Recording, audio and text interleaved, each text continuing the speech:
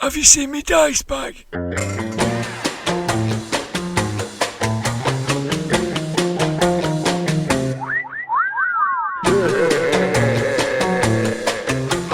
Grognard Files. Hello, my name is Dirk the Dice, and this is the Grognard Files podcast, talking bobbins about tabletop RPGs from back in the day. I'm coming live from my den under the stairs here in Bolton, UK. I'm surrounded by my stuff. At the time of recording, summer 2016, it's currently crammed with rackets, balls, frisbees, disposable barbecues and pop-up tents that'll never pop back down again because the family use this hallowed space as a dumping ground for the school holidays. To have a room of one's own. But my ridiculous shrine to the actress Caroline Munro is still here. I'll just give it a tap. Aha! For this episode, she'll be in the guise of a tough celebrity journalist from Adamant's video for Goody Two Shoes. You don't drink? You don't smoke? What do you do then? To my right is my library of tabletop RPGs and my Grognard Files. And for this episode, I'm going to reach over and there's a small file that's being squeezed by a heavy files of the other game. I've got it. Yes. It's a small file, but it's a game that's bigger than you think. It's Tunnels and Trolls. All the usual sections are here. I've got a potted history which will look at how the game emerged like a phoenix from Phoenix, Arizona, from the ashes of complexity of the other game that we covered in the previous episode. There's also Open Box, where Blythy joins me in a life-size replica of my teenage bedroom to discuss the early experiences of playing the game. The White Dwarf, at Daily Dwarf from Twitter, looks at the appearances of TNT in the greatest RPG magazine from back in the day. Somewhere in here as well, Eddie will be joining us from his shed. It was the first game that he played, so he'll be sharing his origin story. Next time I'll be joined by Big Jack Brass, John Hancock, who, unlike the rest of us, has continued playing Tunnels and Trolls for the last 30 odd years, and he's able to give a unique, expert insight into the game. We've had some more reviews, which is great. This one from iTunes in the USA particularly captures the spirit of what we're trying to achieve with the podcast. This is from Ice Engine. This podcast is simply terrific. Fun but not childish, carefully thoughtful and simply produced. They're unique characters but still think very carefully about topics. They take the topics they discuss, but not themselves, very seriously. Which the same could be said for Tunnels and Trolls. It's a game that takes fantasy, but not itself, very seriously. So, without any further ado, Ramblers, let's get rambling. Potted history. This book is dedicated to Dave Arnson and Gary Gygax, who first opened Pandora's box, and to Ken St. Andre, who found that it could be opened again. Thus goes the dedication in the RuneQuest colophon, acknowledging Ken St. Andre's role in realising the potential of RPGs and breathing a new life into them. Perhaps it's more accurately expressed as that Ken St. Andre found that Pandora's box could be opened differently. St. Andre was a librarian, a gamer, an avid sword and sorcery and science fiction reader, with a collection of Robert E. Howard, Moorcock, Fritz Leiber and Jack Vance amongst others. In the late 1974, he became aware of a new game being developed in Wisconsin, and he was keen to participate. But in Phoenix, Arizona, it was difficult to get hold of a copy. He eventually managed to read somebody else's in the White Box original D&D in the April of 1975. He thought that the concept was great, a chance to recreate the worlds he enjoyed in literature, but he thought the game mechanics were terrible. And how on earth was he meant to get hold of funny shaped dice? He spent several days recreating his own version of the game, a version that he could understand with accessible rules, but borrowing the same principles of D&D. Players adopted the role of characters whose attributes were determined by dice rolls, who explored stories coordinated by games masters. St. Andre simplified elements, removed alignment, armor class, and other wargaming features that made D&D difficult to understand, and, with the help of his friend Steve McAllister, generated ideas that were suffused with his own idiosyncratic humour. The first game they played was a 2-level complex in Gristlegrim Dungeon, which was warmly received by his friends, who were all enthusiastic to get hold of their own copy of the game. He came up with the name Tunnels and Trogdolites, and as @Daily Dwarf has suggested, it was the first time that design by committee has worked, because Rod Carver suggested that trogdolites should be replaced by trolls. More photocopies were distributed, and later he hooked up with Rick Loomis, a play-by-mail specialist who owned Flying Buffalo. And they continue to print and distribute it. It's undergone a number of editions over the years and was recently re-released in a deluxe edition through Kickstarter, which is now available at your friendly local game store. It's a really handsome edition, retaining many of the elements that were in that first edition.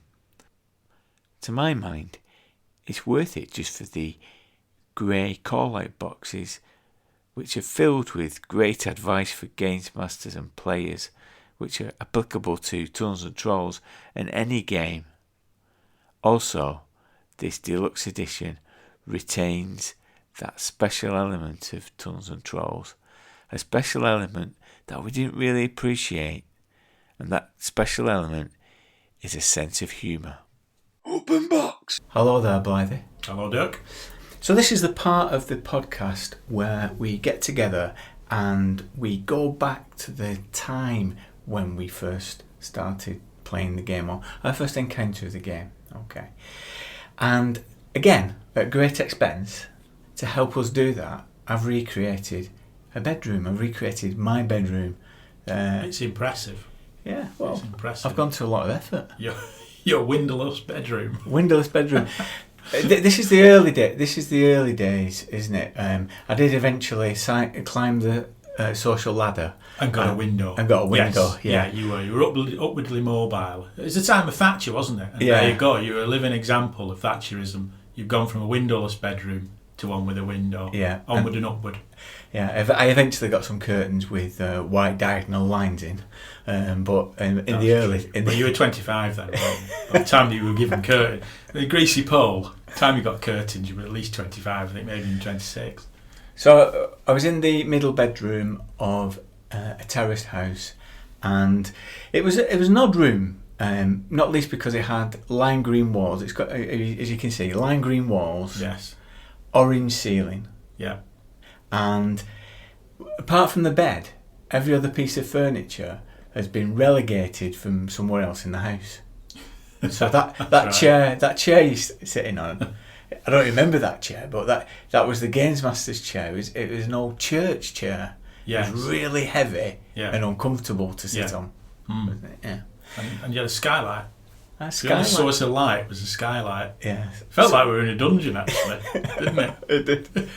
And as you can see here, now my mum told me that this was a desk, but it was actually she said this is a bureau. You can use a bureau, but it's actually an old drinks cabinet that folded down, and it was too high to sit at, so it was useless. Times were hard. Times are hard. And on the walls, you can see posters. So there's by the side of my bed, there's Claire Grogan from Smash Hits poster, stuck on with drawing pins. Drawing pins. We didn't care back then. It was Had drawing. bleed tack even been invented? I don't know. Like bleed tack was a newfangled thing, wasn't it? It was. That was viewed with suspicion. Yeah. Particularly in Bolton, viewed with suspicion, like witchcraft. What's this? What's wrong with the drawing pin? Left greasy marks on your wall. Yeah, well, this leaves a hole. You know. And the other pride of place is my Starburst poster magazine of Excalibur. Yes. Now, you remember going watching Excalibur? I do remember going watching that. This is John Boorman's 1981 film. We were too young to go, weren't we? It was a double A. Yeah, that's right. I mean, we were actually technically too young. Yeah. But somehow we managed to persuade the woman at the box office we could get in. We got so far, and she said, "Yeah, okay, I'll let you in." But we only brought enough money to pay for a child's ticket. That's right. We had made a miscalculation that we were going watching an adults-only film, but expected to pay children's prices. Yeah. The fundamental flaw there, isn't there? Yeah. That's not going to work. Somebody in the queue saw Yeah, pity a on nice us. lady took pity on us, didn't she? And paid. Yeah. Paid for us. So. Yeah.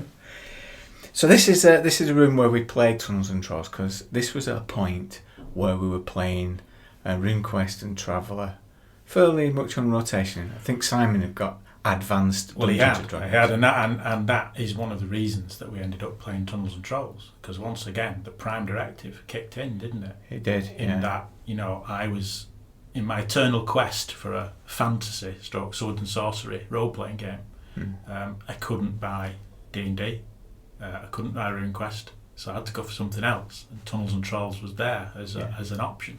Yeah, it's quite interesting. So our Prime Directive was a rule that we had that only the games master could own the rules of the game. Yeah.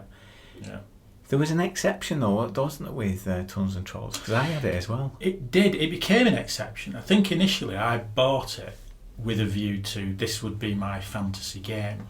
And in the spirit of open box, flicking through those rules was an interesting experience, because although we'll talk about some of the mechanics later, I can remember reading through the rules and thinking this is okay. This is a great little game. It's okay. It'll work. It's got swords and magic and rogues and warriors and and I have to say, although it only uses D6, and as you know, I have a bit of a problem with that because I like my funny dice. I like the funny shaped dice. I will forgive it because it doesn't have any clerics in it, and that is a definite plus. Well, actually, Ken St Andrew said religion doesn't have any purpose in my life, so why should I have it cluttering up my game? Absolutely. So that's absolutely. So there's no clerics in it. So I thought, although I can't roll a D100 or a D8, I have to stick to D6s. No clerics, brilliant. But there was one problem, and this for me, this is the reason that it broke down the Prime Directive wall, if you like, for want of a better term. When I got to reading the spells in Tunnels and Trolls, my heart sank, because some of the spell names are a bit daft. So, for example, a healing spell, what you would call healing or cure light wounds or call it what you will, in Tunnels and Trolls is called Poor Baby. Poor Baby. And I think that one of the most famous spells, of course, is called Take That You Fiend, which is the equivalent of a kind of fireball spell, isn't it, or a lightning bolt spell. And I can remember my kind of heart sank a bit because I thought it was going so well. But now it's a bit daft. It's a bit silly. How am I supposed to, convince my friends that this is a viable fantasy world, like the world of Conan or the world of Elric, because this was before Stormbringer, or the world of Tolkien or the world of Jack Vance, when the wizard's going to be casting a poor baby spell on people. Oh, there was others as well. There's others you're forgetting. Zombie Zonk, which oh god, where you create zombies. Oh, it's still painful to talk about it. A Zappa Thingamum. Yeah. Do you remember Zappa Thingamum? Yeah, I've tried to forget it, but yeah. And Upsy Daisy. Yeah. Tripping people up. And I remember doing it, I think the day after I bought it, going through the rules and changing some of the spell names in pencil. Yeah. So I changed Poor Baby to Healing, and I changed Take That You Fiend to Fireball or Lightning Bolt or something. Yeah. And then I had that anxiety that we got when we were 12 or 13 years old of, now I've changed the spell names. I'm not playing it properly. I then remember rubbing all the pencil markings out and thinking, I'm just going to have to go with it. And for me, that... I think in many respects, and when we talk about the rules, we'll discover why Tunnels and Trolls is sort of a work of genius in many ways. But the thing that let it down for me was the spell names. And I think what happened then is that I sort of thought, this is okay, we can play this, but we're never going to run a serious, I said serious, I was only 13, serious fantasy campaign with this game. And that's why I think we all then started to run a bit of Tunnels and Trolls on a kind of one-off basis, because we didn't take it that seriously. Yeah. I mean, we're forgetting Yasa Masa as well, which is a slavery spell. Is that racist? I don't know. I don't want to think about them. Yeah. I don't want to think about them. That sense of like reading through it and thinking, this is good. This is it. I've got round the Prime Directive and I've managed to find a swords and sorcery fantasy game. And what are these spell names? See, I think Blythy, I feel differently than you about it. I feel differently about it. I think the reason being is a couple of reasons. I think at the time, I mean, let's face it, what we're exposing here is at 13 we were pretty poor-faced gamers. Yes, we're poor-faced and insecure. Yes, absolutely. So if you think of at the time I was running a Glorantha campaign that was really portentous, and there was like Grindel was some kind of evil genius who was threatening the fabric of the world. Yeah. You were running Traveller games that were epic on epic scales and moving around. And I seem to remember, even at the time, I think we've got different memories of this. I think I ran Tunnels and Trolls game, and you ran Tunnels and Trolls game. And to me, it was liberating because you can make stuff up. Yes, I think that's right. When we got round to playing it, it did feel liberating. Yes, I think that's true. And I think the spell names are almost part of it, part of that kind of zaniness of it, that kind of off the wall. I mean, when you open this great golden box with the illustration by Liz Danforth, I mean, even the illustrations kind of reflect it, don't they? So they kind of got a simple elegance to them, haven't they? So when you open up that box, and you've got you've got the solo adventure, the Buffalo Castle, you've got the Dungeon of the Bear level 1, and looking there, you get a sense of the game, and the game is all about like crazy traps and crazy occurrences, and just make it up, just go for a real gonzo spirit. Yes. And we kind of recoiled from that. Yes, you're right, we did. Certainly I did, because I wanted, what I was looking for, I think, is not what perhaps Tunnels and Trolls is offering. Yeah. What I was looking for was a fantasy game that I would be able to do those kind of big campaigns, and like you say, serious kind of epic campaigns. Tunnels and Trolls just doesn't lend itself to that in the way it's positions itself. Yeah. And so we did kind of recoil from that a little bit, but you're right. Once we got round to playing it, and we used to play it very much on a sort of one-off basis. We did, yeah. It was almost like a sort of breath of fresh air and a bit of a relief from, you know, it was a little, it was like RuneQuest and Traveller were these kind of serious games that we were slogging through in some epic campaign, and suddenly we could have a day off. Yeah. We have a day off and play Tunnels and Trolls and have some fun. I think Tunnels and Trolls is the first game that I went into as a games master, and this is early on, where I had very minimal prep, and that's probably the model that I've followed ever since.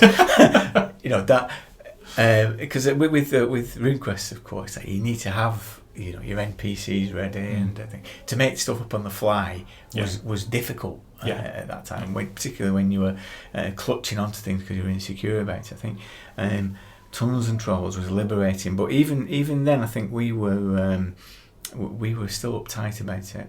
And I think the difference became apparent when Eddie joined us and his mates. So Eddie and his mates joined us a couple of years after we started playing, and their background was Tunnels and Trolls. Yeah. And what they did, went really gonzo with it and came up with ideas that we thought were terrible, but on reflection, were brilliant. Yeah.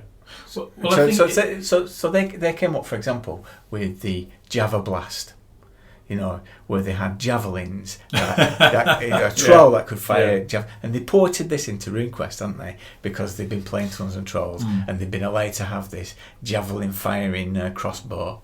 Eddie had a character whose hand was detachable, and it had a concealed blowpipe in his arm. And again, we were playing RuneQuest, but they brought these ideas from Tunnels and Trolls because they felt the freedom to make stuff up. Yeah. A sense of freedom that we didn't really have when we were playing it. They really went hog wild with it. Well, a sense of freedom that you could argue we didn't have because of our experience. Because on the one hand, I think we had Traveller and RuneQuest, which had back settings and backdrops that gave you a sense of restriction. But we discussed several times in these podcasts, you know, the Lunar Empire and Grolantha, and, you know, in Traveller the Imperium, and that sense that you couldn't do things because you'd break the universe that you were playing in. Whereas Tunnels and Trolls didn't have that universe. It was just open-ended, so it could be any kind of fantasy world that you wanted. There was that. And also comes down to that insecurity that we had about playing it right. You know, and Tunnels and Trolls wasn't really covered in White Dwarf. There was a general sense, people might correct me about this, I don't know, maybe this is just our experience, but there was a general sense of people being a bit dismissive about Tunnels and Trolls. I mean, that might not be true in the States, but certainly in the UK, there was a sense in which it was this other game that was a bit daft and a bit simpler. And a bit, well, it's all right, but it's for beginners. It's for people who don't take it seriously. There was that. I think there was that sense about it.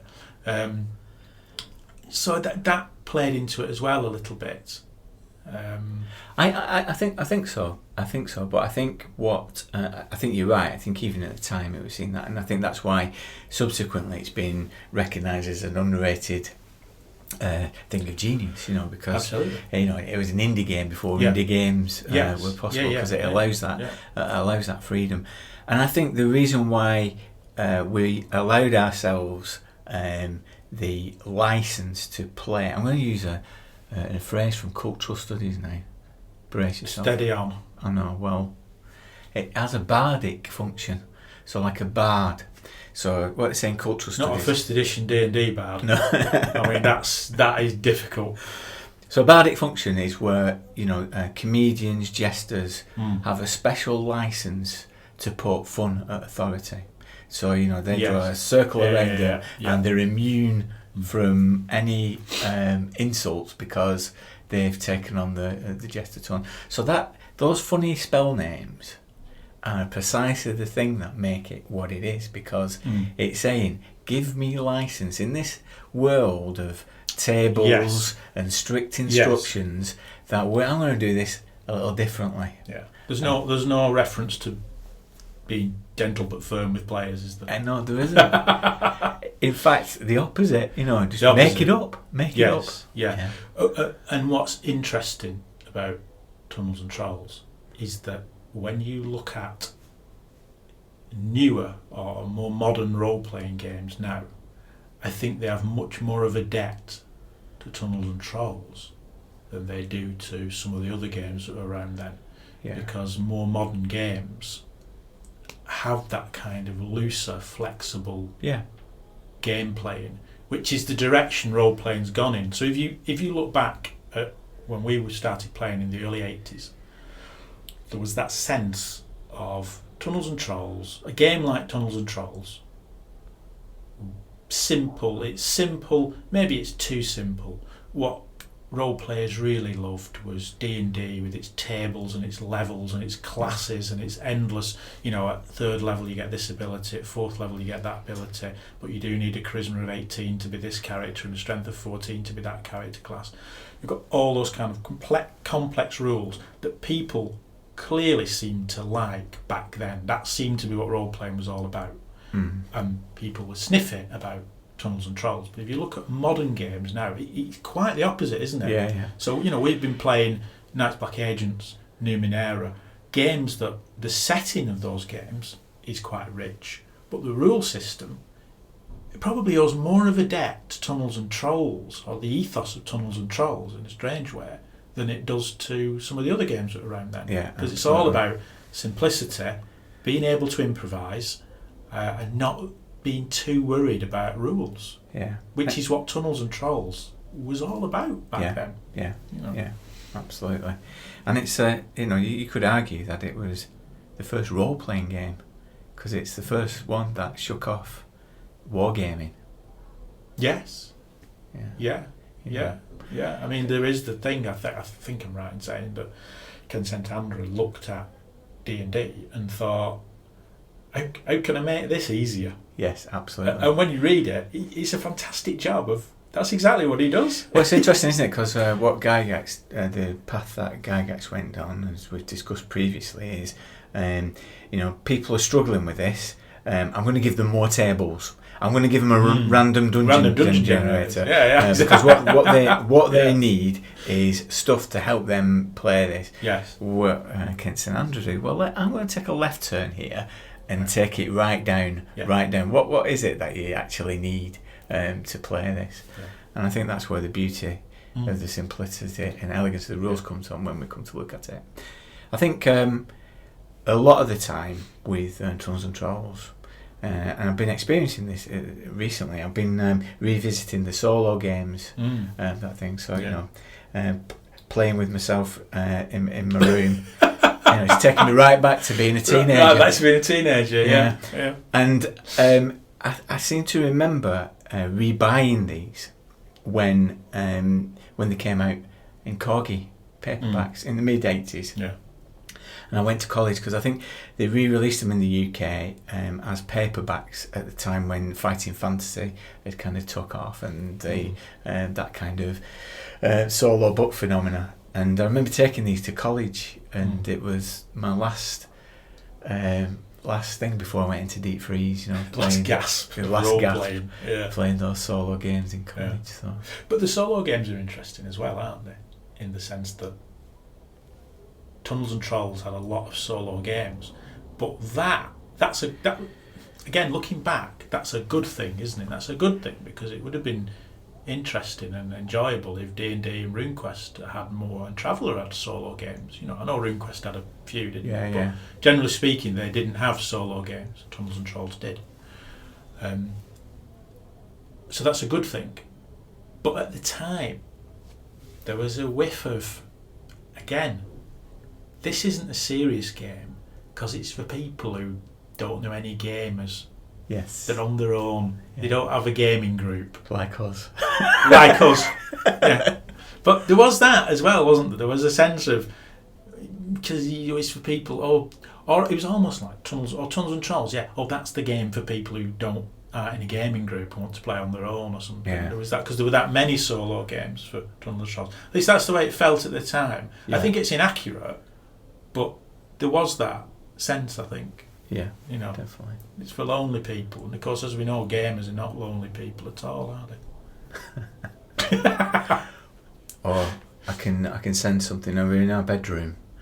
I forgot to mention, I've also set the alarm around a certain point in the evening. We would know that the gaming would come to an end because my dog Jamie would let us know that he needed a walk. And Yes. I can sense it now. Oh! God, there's no bloody windows. Saving throw. The White Dwarf. Tunnels and Trolls and White Dwarf. A missed opportunity? So, over the last few podcasts, we've looked at how White Dwarf covered the other game, TM. But what about the other game? The teenage tearaway to AD&D's sensible older brother, Tunnels and Trolls. Well, from the feast of articles for AD&D, we're back to a bit of a famine. Not quite as bad as the single feature for Stormbringer, but not far off. What is it with you and games designed by Ken St. Andre's White Dwarf? The articles that did appear had quite an impact on me though, as we'll see. I should state from the outset that I didn't play much Tunnels and Trolls during my early years in RPGs, with one notable exception, which we'll come on to. I'm not really sure why. Maybe because, at the time anyway, it wasn't being sold in a big colourful box, and so it didn't jump out at me from the shelves of FC Parker like RuneQuest had. As an aside, looking back, it always surprises me how eager I was to learn and play multiple different RPG systems, even if they were in the same genre. I hadn't been playing D&D very long, and I was still really learning those rules when I got RuneQuest, but then I launched into that game happily with equal enthusiasm. At the time, I just loved the crunch, I suppose. For whatever reason, Tunnels and Trolls never really crossed my radar. But what about White Dwarf? What was its coverage of the game like? The Tunnels and Trolls rules, not exactly sure which edition, first, second, were reviewed way back in number 2's open box column. The rules cost the princely sum of £1.75 from Strategy Games Limited, produced under licence from Flying Buffalo. The reviewer was none other than Lewis Pulsifer, and on the whole it was an even-handed review. Lou dismisses the idea of TNT as being nothing more than a rip-off of D&D, more accurately characterising it as a variant, an attempt to streamline and simplify the arcane original D&D rules. He finds pluses and minuses in this regard. Some of the rules are commended, with the possible adoption of D&D players suggested. But Lou finds the rules a bit too terse. He thinks that combat could do with some more examples, and without much guidance on building adventures, the heavy burden is placed on the GM. And then there's TNT's possibly most diversive issue, its humour. To quote Lou, TNT is not really a serious game, though this might not bother British D&D players because so few here play D&D in serious vein. What? I say, steady on, old boy. He doesn't appreciate the suggestion in the rules of including as much humour in the tunnels as possible, preferring it to come from the interactions of the players themselves rather than being inherent in the game. And, of course, there are the infamous TNT spell names, which Lou sees as reinforcing the overemphasis on humour. The review finishes rather unusually. I think Lou Pulsifer can't help writing content for D&D, and so, despite this being a review, he sneaks in his conversion of the TNT Rogue class for D&D. Cheeky Dr. Pulsifer, cheeky. There's no score at the end either, or at least if there was one, it wasn't printed. Odd. Over the next few years, nothing else appeared in White Dwarf relating to TNT. But then, in the spring of 1982, the clouds parted and TNT had its moment in the sun. Issues 30, 31 and 32 all featured Tunnels and Trolls content from the head honcho himself, Ken St. Andre. First in issue 30 came the Apocrypha according to St. Andre, a mixture of personal introduction with an account of the genesis of Tunnels and Trolls, accompanied by some lovely evocative illustrations by John Barnes, Chris Carlson and Liz Danforth. Now, RPG designers had been featured in White Dwarf before. Gary Gygax, Mark Miller and Greg Stafford had all been interviewed. But this was different. Not an interview, but a fireside chat, where he introduced himself to the White Dwarf readership. What it sets apart from me is Ken's personal, friendly voice. It was just this 34-year-old guy from Phoenix, Arizona, who loved playing games, you know. He outlines his love of fantasy, history, mythology and folklore, and lists the many games he owned and played, with one, yes, that one, conspicuous by its absence. It was his dissatisfaction with this one and only encounter with D&D that led to the creation of TNT. Ken is open and honest about his motivations.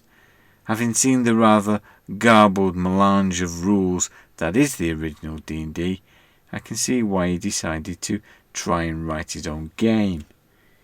He tackles the differences between TNT and D&D head-on from the outset. His aim was to have a simpler, faster mechanics than D&D and to bring humour to the fore. To quote Ken, "You absolutely need a good sense of humour to play TNT, otherwise you're just not going to understand why berserkers get an extra combat adds for chewing on their shields." From Ken's account, however, it sounds as though it was slow going in the early years. It was not until a deal was done with Rick Loomis of Flying Buffalo that TNT began to take off. At $2 a pop, 5 times cheaper than the other game. Even so, in early 1982, it was still a small player in the RPG market, and so Ken's feature ended with an exhortation to White Dwarf readers to submit their material for TNT to the magazine. In issue 32, Ken St. Andre followed up with another article called A World of Your Own. Despite being only 1 page long, and despite me not being much of a TNT player at the time, it left a lasting impression on me. Why?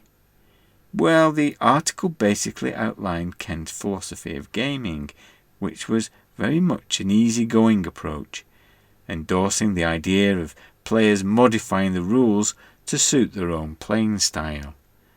This was a refreshing opinion to be coming from an actual games designer. There were no edicts on high to give gentle but firm reminders of the correct way to play. Now, I was never much of a rules lawyer, sorry Blythy, and I used to forget or ignore the rules during the excitement of play. But at the time, I was going through a bit of a crisis of confidence with RuneQuest, feeling that unless I understood all the minutiae of Glorantha in detail, I wouldn't be playing the game properly. The sentiments expressed in this article really spoke to me and made me realise that if my version of Glorantha didn't match the official one from Chaosium, well, it didn't matter. It was my game. Ken demonstrates his ideas simply but effectively. What if you prefer a basic role-playing's percentile combat system to TNT's? Then just use it. He illustrates this concept of improvising combat rules on the fly with a short-lived tale of Glum the Dwarf, as he briefly takes on Flame Gusher the Dragon. Result? Well, fast, entertaining combat, and one with a dwarf flambe. Ken revisits the TNT spell names again, and is magnanimous enough to say, if you don't like 'em, don't use 'em. His main point is to evolve your own style of play, and then to change the rules to suit, not the other way around. Like I said, particularly at the time this was published, this was a very refreshing and thought-provoking article. Of course, almost inevitably, there was a snippy letter from Don Turnbull about the article in the subsequent issue, but the less said about that, the better. Now, as I said earlier, although I didn't play much TNT back in the day, there was one exception. That came in issue 31, with the publication of the solo scenario, The Mad Dwarf. The meat and White Dwarf TNT sandwich. I think this was the first time that I encountered a solo scenario, but with an illustration by the great Russ Nicholson depicting the gnarliest of dwarves.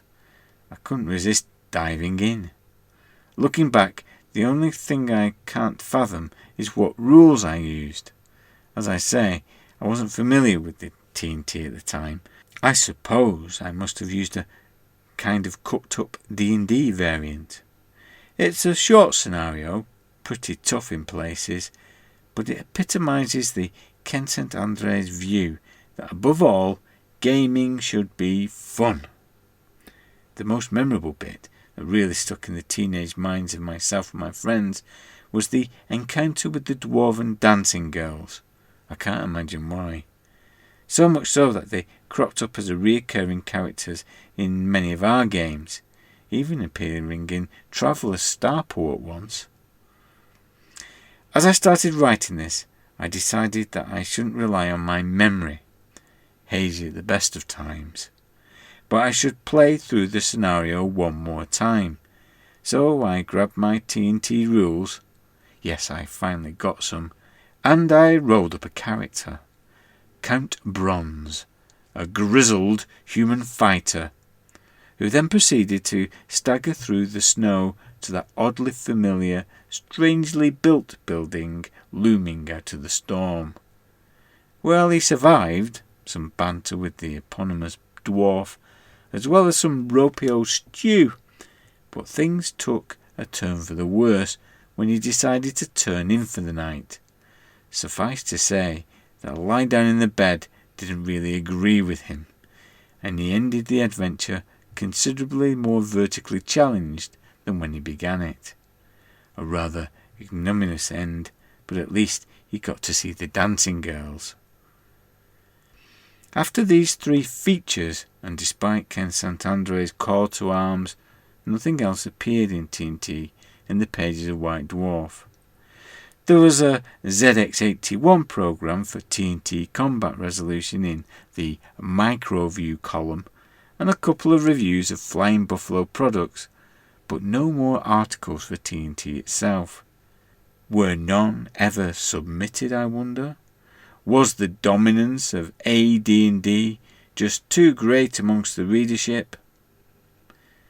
Whatever. With the benefit of hindsight and my subsequent appreciation for the simple elegance of the rules, this feels like a real missed opportunity. The idiosyncratic approach of many of the regular White Dwarf writers would have fitted really well with the TNT style, and makes me wonder just what might have been. I'd have loved to have seen some TNT scenarios from the likes of Marcus Rowland or Albie Foray. Ah well, I'm off for another pint in the Mad Dwarf Inn. Are you coming? Just Blythy, Rules! We have returned to the room of role-playing rambling, and over on that side of the room I have His Honour himself, Judge Blythy. Hello, Dirk. Hello there. Like all great games masters, you should have an eye on the rules. Yes. And Judge Blythy is our resident rules lawyer, and he looks in detail at some of the rules of the games under discussion. And with Tunnels and Trolls, you've not a lot to go at, have you? Because it's a very rules-light system. It is. And that's why it's good. And that's why it's good. I think that it is good because of that reason. So, in this section, I ask you to name your 3 rules that you think are My 3 rules. you know, most significant. So, what are the 3 rules? Well, 3 rules are character statistics. Right. So the attributes of the Attributes of the characters. Yeah. Okay. Saving throws. Yeah. And character races or non-human characters. Right. Okay. The rules for non-human characters. Okay. Well, let's start with the first one about attributes and how attributes are used in Tunnels and Trolls. Well, the reason I picked attributes is because 2 reasons. One is it has the attribute of luck in there. Yeah. So I think it's the first game to use with luck. it is, and this brings me on to the point that a lot of games now use luck. Cthulhu uses luck. Yeah. RuneQuest 6 has luck points. There are lots of games that use luck, and this was the first game to use it. RuneQuest has power, which is often used as luck, but it's not really luck, is it? It's that kind of influence with the gods. I think it's become luck because of Cthulhu, hasn't it? It's kind of exactly, use it that way. But at the time it wasn't. So the Tons of Trolls has the attribute of luck, which I think is an interesting one. And it's interesting how it's used in the game because, as anyone knows who plays role-playing games now, having a luck statistic is a great statistic for those moments in a game where you think, as a games master, I don't know how to resolve this, Yeah. So the classic is always, I'll get a piece of rope out of my backpack, and the games master will say, hang on a minute, you didn't say you brought any rope. Yeah. And of course the player will always say, well, but surely if I'm going down a dungeon, I would have brought some rope. Yeah. And the games master will think, he's got a point, but at the same time, I can't let him draw anything he wants out of his haversack. Yeah. And a luck roll. Yeah. A luck roll is what you do, Yeah. Is he lucky enough to have remembered to bring the rope? Yeah. So I think luck is a really good statistic. Yeah. And it comes into the saving throws quite a bit, doesn't it? It comes into saving throws, yeah. And I think what luck brings to the game as well, before we move on to the characteristics and attributes in that, is it's that sense of fatalism in Tunnels and Trolls. Already we've said there's no clerics, so you're kind of all alone in a godless universe. Yes, it is, isn't it? It's a bit like that, yeah. And you're at the mercy of traps and there's no one watching over you, in Tunnels and Trolls.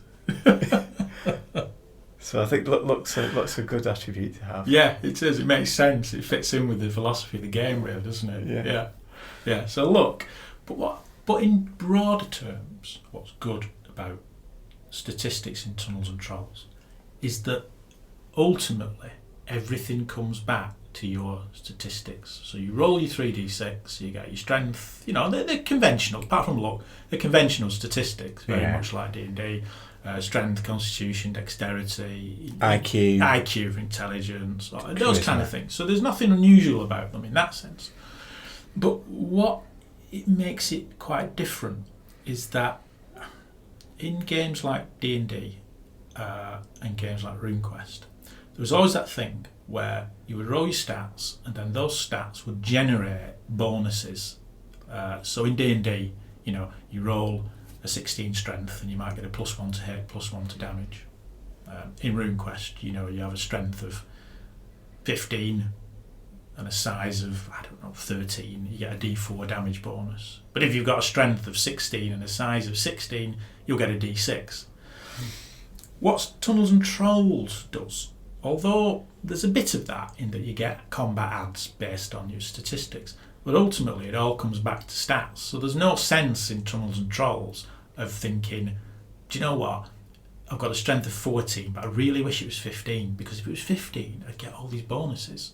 which games like RuneQuest and D&D, they do that, don't they? Yeah. Tunnels and Trolls doesn't really do that.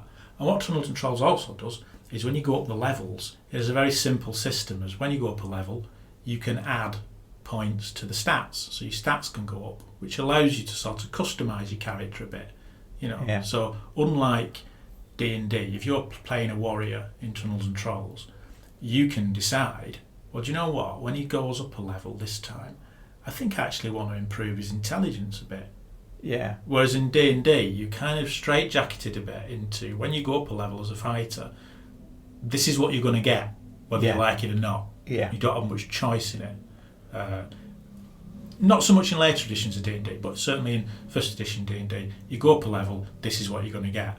In Tunnels and Trolls, because it's all about the stats, and that's all it's about, you might want to go, I'm going to add 2 points to my intelligence, I'm going to add 2 points to my charisma. This fighter that I'm playing, this warrior, I want him to be more charismatic for whatever reason. Yeah. Whereas in other games, you don't really get that. Yeah, I think it contributes to the simplicity, doesn't it? So this is the reason why you can put your character on an index card. You know, when you're faced with very simple. Yeah, very simple. When you're faced with a normal character sheet, you've got all the skill listings and all the different elements, but it's very simple, isn't it? Exactly. And to touch on, I'll talk about saving throws in a minute, but to touch on the saving throws thing, saving throws in the rules talk about saving throws in relation to luck.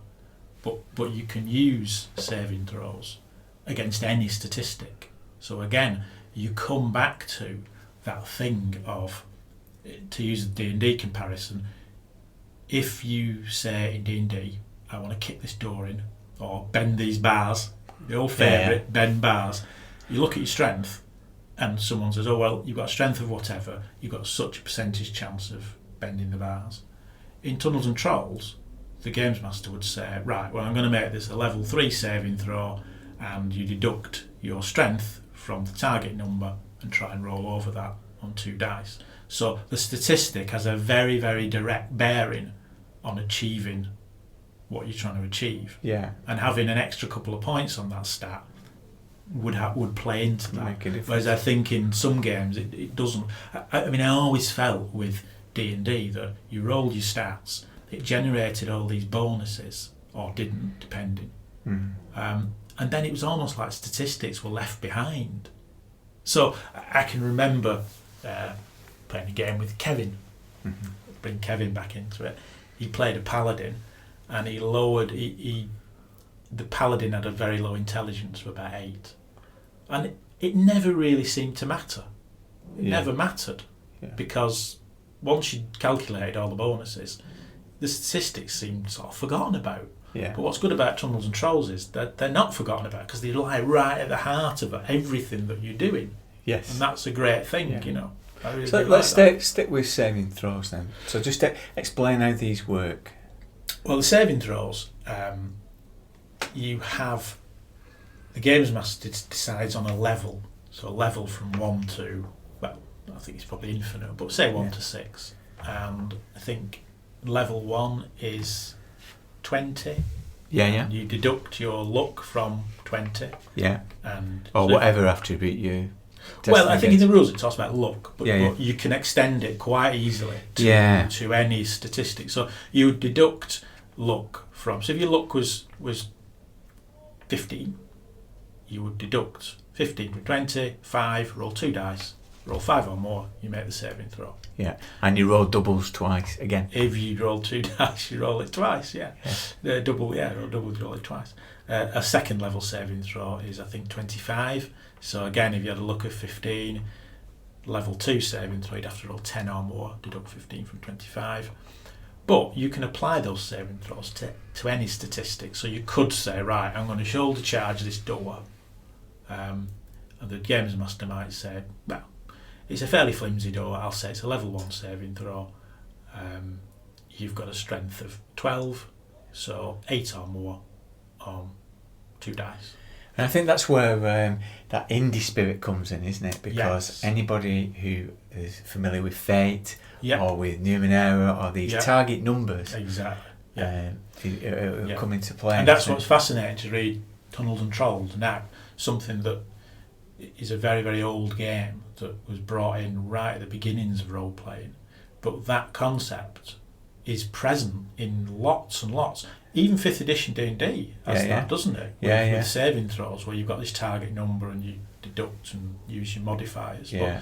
But they all come back to that idea of levels on saving throws. It's so common in modern games. Yet there it is. Yeah. You know, that negotiated target is right there, isn't it? Yeah. And it's brilliant because, again, when you look at D&D at the time, you would always have that problem of, how do I achieve this? And you never really knew, you know.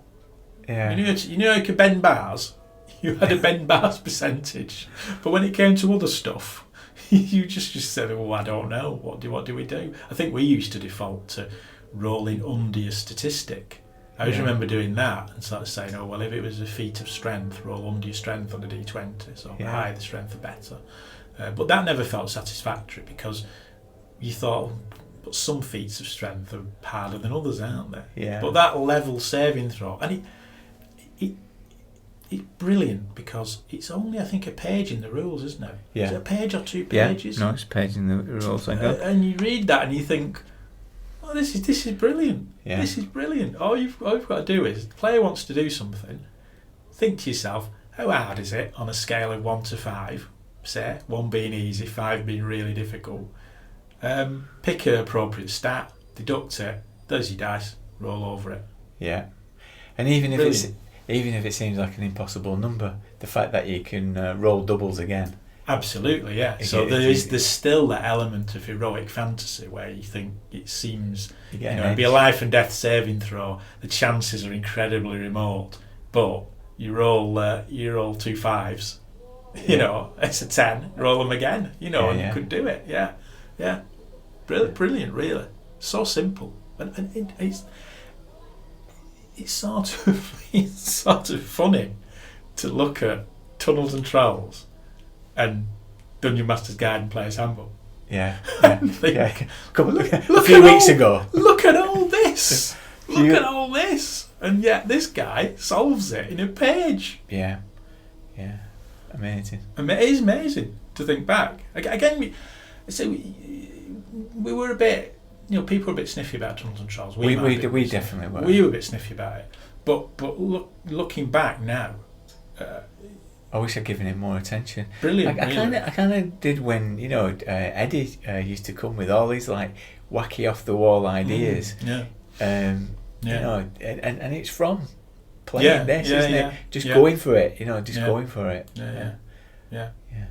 Brilliant little rule that's just in there and solves almost anything. Your third rule is the third aspect of the recall mechanics around non-human races. Well, yeah, I like the fact that it's got non-human races in it, and it's also got RuneQuest professed to do this, but I think take issue with them a little bit over it, which I'll come on to in a minute. But what Tunnels and Trolls does, which again not many games at the time did, it allows you to play non-human races, the traditional ones, which are no surprise, dwarves, elves. I mean, all games allow you to do that. But the personalisation of monsters at the back allows you to play all sorts of non-human races very, very simply, by simply proportioning up or down your stats. So, if you're an ogre, times your strength by 2, that kind of thing, but your intelligence goes down by 3/4 and that kind of thing. Very simple way of doing it. And I suppose it sort of allowed you to play the character you wanted. So if you wanted to play a really big, brutal kind of warrior, and you rolled a duff strength roll, you could be an ogre and be that character. That's the bit that I like, because of the randomness of rolling your attributes. Yeah. You've got that position where you think, well, I've got a low strength and I could do my constitution being higher. I'll become a dwarf. So what you do then is you multiply it, don't you, by 1.5 or by 2 or whatever. And it's as simple as that, isn't it? Yeah. I mean, I suppose you could say that there's an element of, you had a power gamer doing that. you know, he rolled a high strength and then decided to be an ogre and thought, ha. But for some reason that doesn't seem to come into play. I mean, one of the things, and maybe this is, you know, we've got to acknowledge that Ken Santandra is accredited in the dedication for RuneQuest, isn't he? For you know, inspiring the next move on, and you know, the idea of playing different races, one element of it. But I think it's that thing of being able to turn things on the head.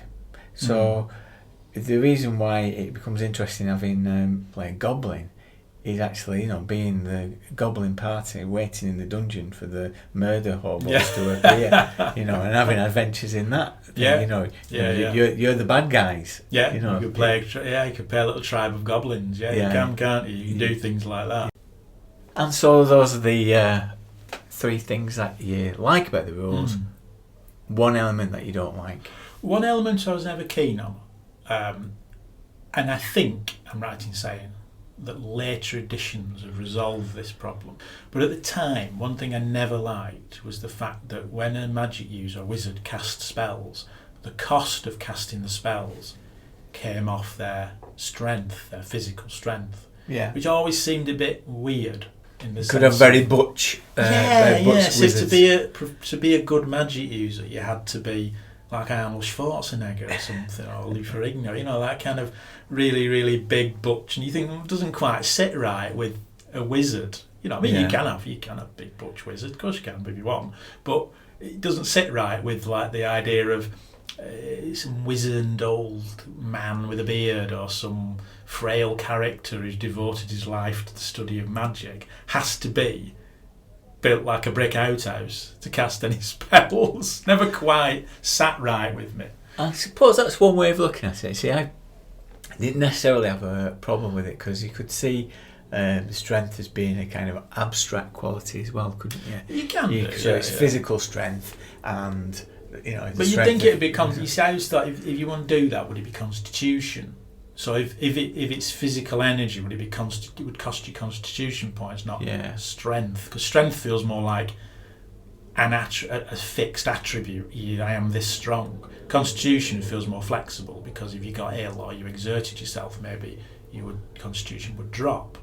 But I think it was another innovation, though, wasn't it? Because you know, when you look at Dungeons and Dragons trying to fathom out in those early years of how to work out spells, you know, that you remembered them and forgotten. Yes. Oh yeah. This was the first one to introduce the idea of points deduction, which was again carried on through RuneQuest. Yeah, and that's good. The points deduction things are good. That's good. I mean, I like that. That makes a lot of sense, and it allows you, you know, to cast spells more than once and work out how many points you've got. That's fine. But I never quite sat right. In my imagination, it sort of suggested that the greatest wizards of the land would all be huge hulking figures.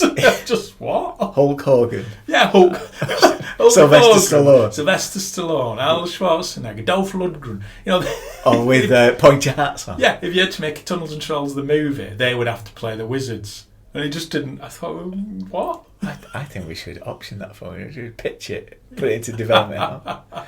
Expendables, the bewitched years. You're guilty of slagging off the magic system in Tunnels and Trolls, but I don't have a real problem with the magic system.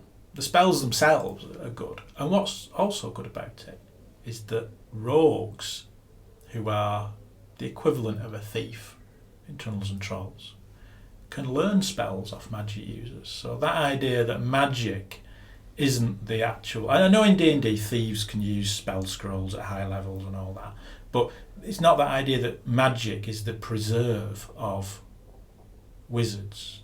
You know, wizards can teach a rogue spells, you know, so you can play a rogue and be a bit fighty but also have a bit of magic. And I suppose in a way, again, that's like a RuneQuest thing, isn't it? In there, some circling around in there is this idea that you've got a character class that can do a bit of both, really. You know, and that's a good thing. You know, maybe the difficulty with spells and with magic and everything we discussed is the fact is that we've yet to find a system where we thoroughly into the spells. I mean, I know you're a big D&D spell fan, but you know, I think it's a call out to our listeners to help us find a system where the perfect magic system. The perfect magic system. That balances interesting spells. Because again, RuneQuest, some of the spells are a bit dull, a bit mechanical, a bit functional, aren't they? But the system of PowerPoints and what I find interesting now, Judge Blythy, is that in previous podcasts, one of the things that you've always pulled out is combat, because combat being front and centre to most role-playing systems from back in the day. Yeah. Why do you think? Why is it not come up? I think I know the reason why, but I'm going to give you the chance to put it. Well, I'm setting a trap for you. You're setting Grimtooth trap. Grim Dirk's trap. Well, the combat system in Tunnels and Trolls is, in one sense, quite a neat system, because it doesn't rely on any tables, it doesn't rely on many calculations. It's basically, you have your weapon and your stats give you some additions to that, and you roll your dice, D6 by the way, all D6. As I say, I forgive it, no cleric, you're forgiven, Ken. We're coming up with a game, just D6. And then your opponent rolls their dice based on their weapon, subtract the two, and whoever has got the highest deals the damage, so to speak. Yes. So, someone rolls 15, you roll 20, they take 5 damage. Armour soaks up damage, which again is an interesting thing, because in D&D at the time, the armour class just makes you harder to hit. There's nothing wrong with that. I don't have a problem with that as such. What I do have a problem with, and I can remember this back in the day, is it starts to get a bit out of hand. Because you end up... Now, don't get me wrong, we all like rolling lots of dice. We've all been a magic user and cast a 10th level fireball and gone, 10d6 damage, come on, get me to... It's alright as a one-off. As you know, I'm not a man of excess. This is the thing, I'm not a man of excesses. It's alright as a one-off. But in Tunnels and Trolls, and I think we had this problem, and I think, and you're right in saying you combine your attacks, don't you? So it's not even that you attack individually. So as a party, you roll tons of d6, and then your opponent rolls tons of d6. And I know, before anyone writes in, I know you can roll the d6 separately. So if it was 15 d6, you could roll 3d6 5 times. I know you can do that. Well, that's not how it works, is it? That's not how it worked in the day. When someone had to roll 15 d6 or 20 d6, we scoured the house. They wanted to find 20 of the damn things, and then they'd roll them, and 2 of them would bounce off the table, and then you go, does that count? It's on the floor. No, roll it again. Oh no, it's a 6. Can't it count? And it descended into farce at times. and sometimes, maybe you're right. Maybe at the time we were being poor-faced gamers, being taking it too seriously. But there's an element of, whilst 30% of any role-playing game is about laughter, I would say, on average. There's a good 30-40% of any role-playing I've ever played, I've had a lot of laughs in. I'm not saying you shouldn't have fun. I'm not saying you shouldn't enjoy yourself. Well, I think you are. You shouldn't enjoy yourself too much. But sometimes in combat, you want a bit of tension. And when people are throwing around 53 d6 and they're bouncing all over the place and the dog's eating one and all that kind of thing, it gets a bit mental and mad. And you think, it's a bit silly. It can descend. It's not... The combat system is not silly in itself.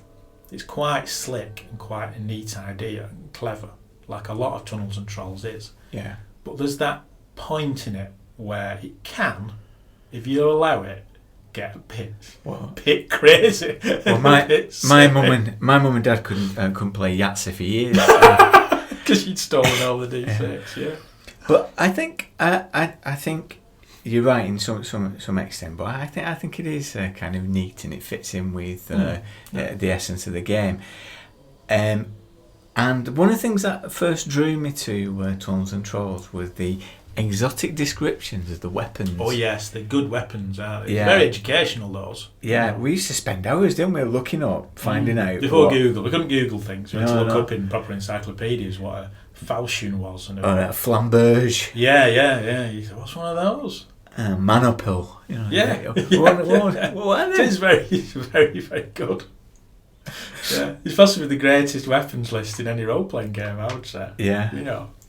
I mean, you know, it just amounts to multiples of D6, but that didn't matter, did it? You know. Yeah.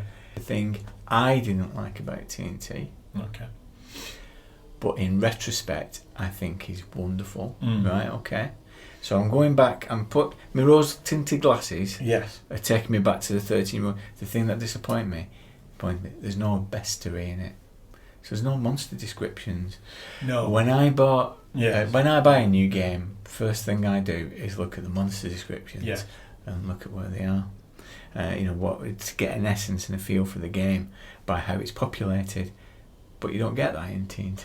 No, and you don't get special attacks or anything like that. No. So it doesn't. Ironically, whilst the monster table allows you to personalise monsters from the point of view that a player could play one of them, it doesn't really give you a description of any special abilities or anything like that in there, does it? So what you get is just like a page, really, which just tells you how to deal with monsters. So they just have multiple dice. They have a monster rating to describe how many D6 they've got. And in one version of the rules, the more you injure a monster, the monster rating goes down, therefore its level of attack. So what you find is that the balance of the fights tends to shift quite quickly one way or another for the monster. It turns against the monster. There is an alternative rule to give it a constitution so that you're subtracting from there. And as you say, there is a chance to have monsters having attributes for more person and equipping them with weapons, so you've got those options. Yeah. But at the time, I remember, you know, that's the bit I enjoyed. You know, I enjoyed all that. But you know, Ken Sandro, I've read since, he's very dismissive of Fiend Folio in White Dwarf and all those things, because quite rightly he says, "What do you need them for? Just make them up. You know, just make up if you want. If you want to have a monster in there, just give it a monster rating." And decide what its special attacks are. You know, if it can't be hit by anything other than a silver weapon, well, so be it. You know, there is that. There is that. Yeah, you can just decide. I didn't appreciate that at the time, but I think now, that's wonderful. You know, that is the reason why it was so liberating, because you could populate it with whatever you wanted. Yeah. You know. I agree with you. I suppose. Sometimes, though, having lists of monsters with abilities does give you the advantage as a games master of some of the abilities monsters have are things you wouldn't think of necessarily. So there is that. But again, we're drawn back to, I think this conversation, you're always drawn back to that thing of it's slick and it's simple, and it's almost like a framework for more modern role-playing games. Yeah, you know, modern role playing games in some respects. Even D&D, even 5th edition D&D, has gone more down the road of tunnels and trolls than D&D in some respects. It's an odd thing, isn't it, to think of? You know, the games we've played that have been modern. So Numenera, Knights Black Agents, one or two others, feel to have more in common with tunnels and trolls than D&D. Yeah, to my mind. I mean, there's only so much you can do with a role playing game at the end of the day, isn't there? So they all have something in common with D&D, of course they do. But in ethos and the way they're presented and the kind of idea behind them, and also the advice to sort of games masters, the advice is more in line with that little yellow book than it is with the Dungeon Master's Guide. Absolutely. And I think, looking at it now, this is the last of the great games that we played back in the day. So, you know, so far in the Grognard Files we've covered all the big ones that we played, didn't we? You know, RuneQuest, Traveller, Stormbringer, D&D.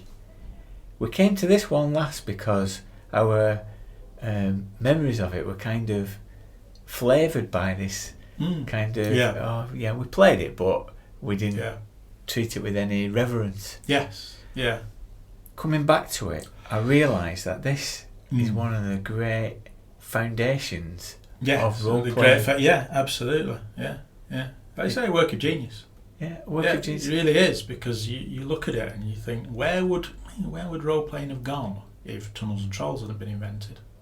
Yeah. Hadn't been created. Would it have just gone down the road of D&D, of more rules and more tables and more complexity and more, come back to the bard. The thing about there's bards in first edition D&D. You look at that, just consider that for a moment. To be a bard in first edition D&D, which is tucked away in the appendix for some unknown reason, you have to have quite high statistics, strength, I think 15, wisdom 40. Then you have to be, a fighter, and then between 5th and 6th level change to a thief, and then between 7th and 8th level change to a magic user and do all. And you think, what's going on here? What is this about? And then you read Tunnels and Trolls and you think, well, he doesn't have bards in. But if you wanted your warrior, or probably appropriately your rogue, to be a bard, just buy a loot. Buy yourself a loot, and when you go up levels, put your points onto your charisma and your intelligence. Yeah. And then you can do things to persuade monsters not to attack you. You can sing monsters a song to suit, or rally your party with a stirring poem or something, and you do a charisma saving throw. Yeah. Simple. You don't need all these weird rules and tables. You just don't. Yeah. And that's what's incredible about it, really. Thanks a lot, Blythy. Goodbye. At Bargain Shed. Okay, I'm shambling down the bottom of the garden at Dirk Towers, down to the shed here. I've not been here for a bit. Come in. Hello there, Eddie. Hello, Dirk. Now, you're back by popular demand. Oh dear. You didn't appear in the D&D episodes because you didn't really collect D&D. You never played it, have you, other than the 5th edition? Well, I did play it back in the day. In the 80s, we played it for about 12 months before we kind of moved on to RuneQuest, and then we never went back. Yeah. We So this was pre-Armchair Adventures, wasn't it? It was, yeah. We played it at school, probably about the 3rd, 4th year at school with Herbs and the rest of the gang. Yeah. But once we discovered RuneQuest, we didn't go back. I never felt the need to, really.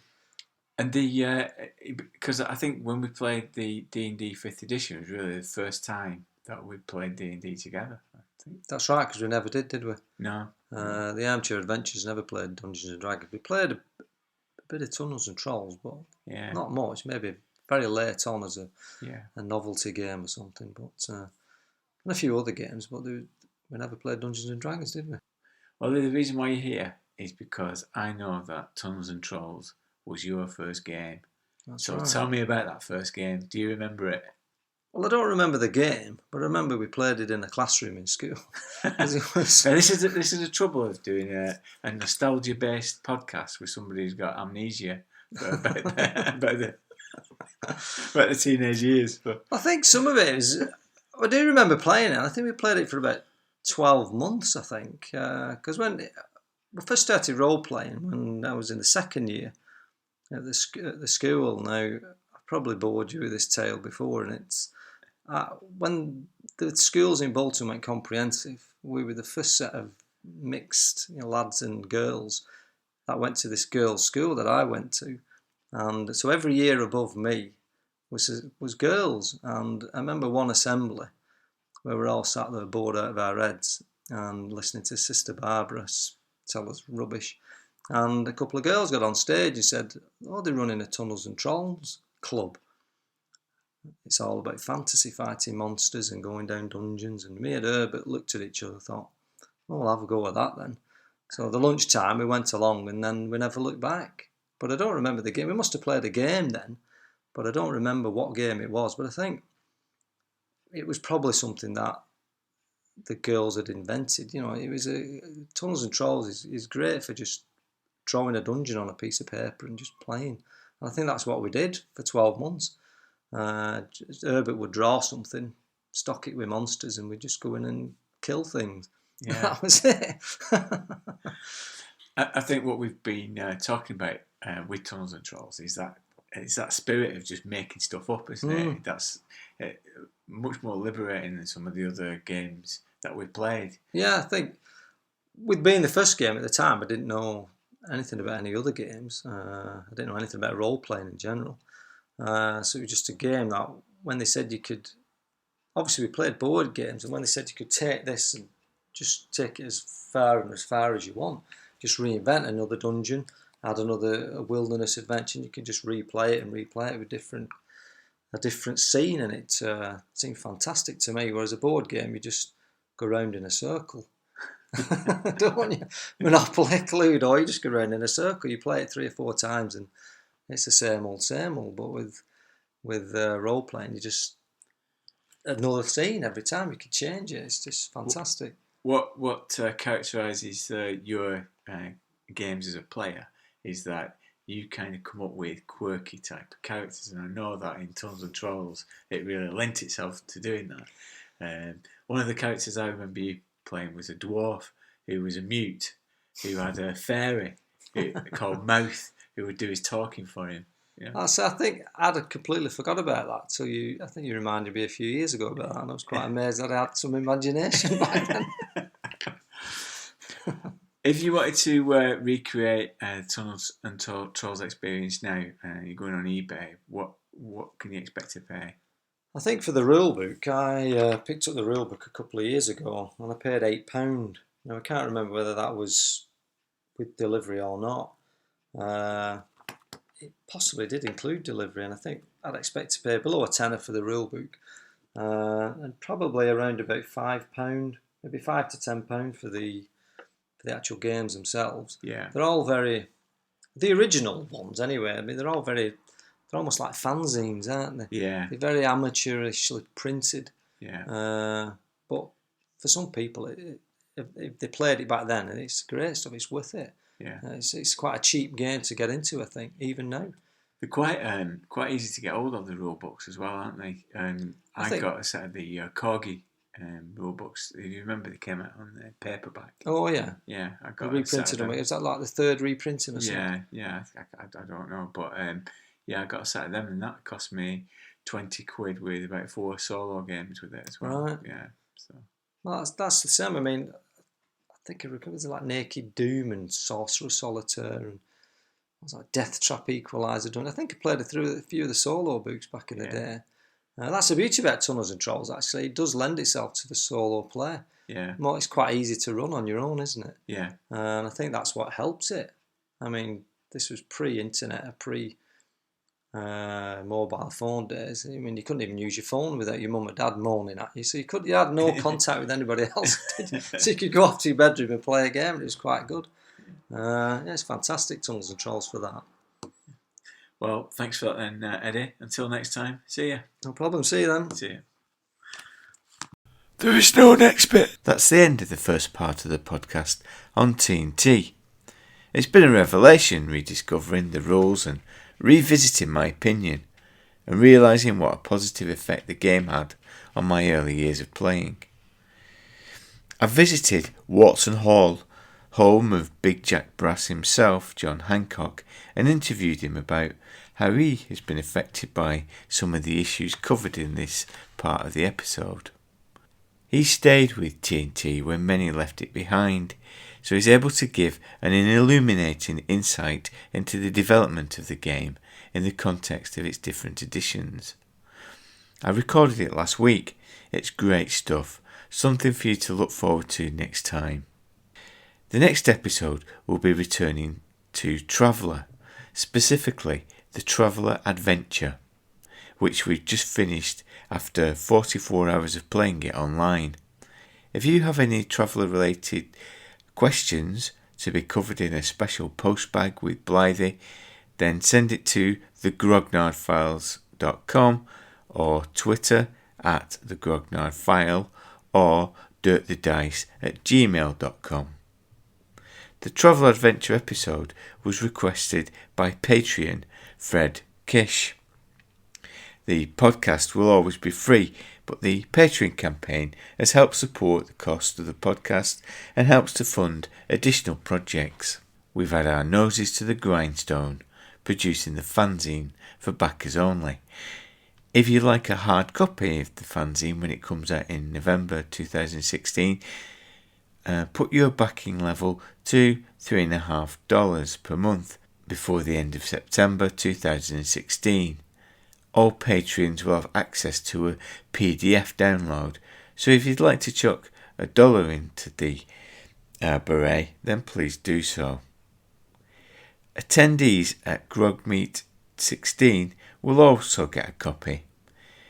The zine will be launched at this mini convention in Manchester on the 12th of November. Lots of things included in the zine, including a cutout and keep shrine to Caroline Munro, so you can make your own at home. There's a Fate Jerry Cornelius scenario, which we played a couple of weeks ago, and much more. Once again, if you want a hard copy, please sign up before the end of September. I don't want you to miss out if you really want one, because the print run will be strictly limited. People who have signed up the pledge level to $3.50 are Brian Lavelle, Ian Westbrook, Jason Beaumont, Rob Cook, Mark Lord, and Tunini has also increased his pledge level. Thank you very much to all of you. We really are very grateful of your support. So, until next time, when I take that trip to Watson Hall, adios amigos.